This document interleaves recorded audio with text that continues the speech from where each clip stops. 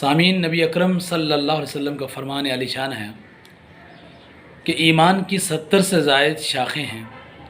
अफजल तरीन शाख ला इलाहा इल्लल्लाह यानी कलमा तय्यबा ला इलाहा इल्लल्लाह मुहम्मदुर रसूलुल्लाह है, और कम अज़ कम अदना से अदना वो इमाततुल अज़ा अन तरीक़, रास्ते से तकलीफ़ देने वाली चीज़ों को हटा देना है।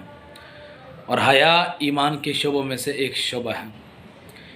इस हदीस मुबारक में कलमा इस्लाम के बाद हमें ईमान के बहुत सारे अहम दराजात में से जो कम अज़ कम दर्जा बताया गया वो ये है कि तकलीफ़ देने वाली चीज़ों को रास्तों से हटा देना।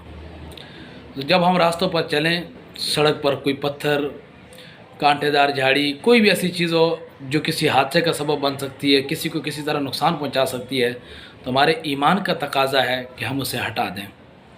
अल्लाह ताला हम सबको अमल